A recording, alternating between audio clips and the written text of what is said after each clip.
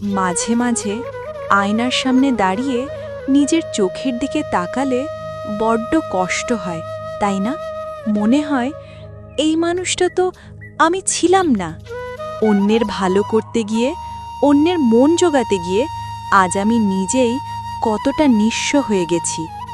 আজ এমন কিছু কথা বলবো যা হয়তো আপনার বুকের ভেতর লুকিয়ে থাকা সেই না বলা যন্ত্রণারই প্রতিচ্ছবি।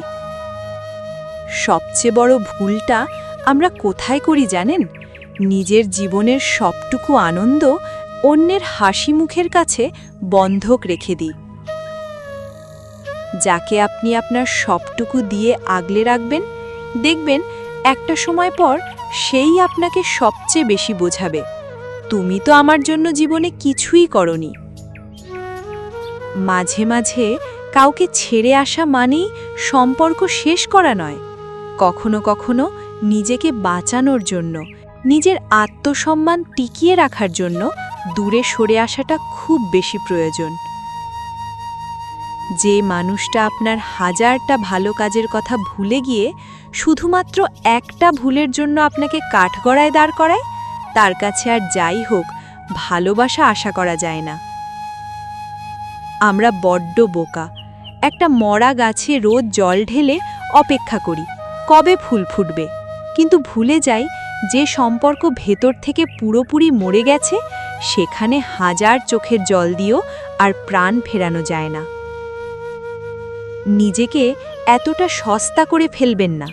যার কাছে আপনার ইমোশন বা সম্মানের কোনো মূল্য নেই, তাকে নিজের জীবনের চেয়ে বেশি ভালোবাসতে যাবেন না। সবাই বলে সময় সব ক্ষত সারিয়ে দেয়, কিন্তু চরম সত্যিটা হলো সময় আসলে কোনো ক্ষত সারায় না। সময় শুধু আমাদের অভ্যস্ত করে তোলে যে ওই ভুল মানুষটাকে ছাড়াই আমাদের বেঁচে থাকতে হবে। তাই আজ থেকে তাকে মনে করা বন্ধ করুন যে আপনাকে মনে রাখার কোনো প্রয়োজনই বোধ করে না। নিজের জীবনের গল্পে এবার নিজেকেই ভালোবাসতে শিখুন। কথাগুলো যদি আপনার জীবনের কোনো একটা চরম সত্যের সাথে মিলে যায়, তবে ভিডিওটিতে একটি লাইক দিন। নিজের সবটুকু দিয়েও আপনি কার কাছ থেকে সবচেয়ে বেশি অবহেলা পেয়েছেন তা কমেন্ট করে আমাদের জানান। আর জীবনের এই নিষ্ঠুর সত্যগুলো নিয়মিত শুনতে আব্দুল স্টুডিও চ্যানেলটি সাবস্ক্রাইব করে বেল আইকনটি বাজিয়ে দিন।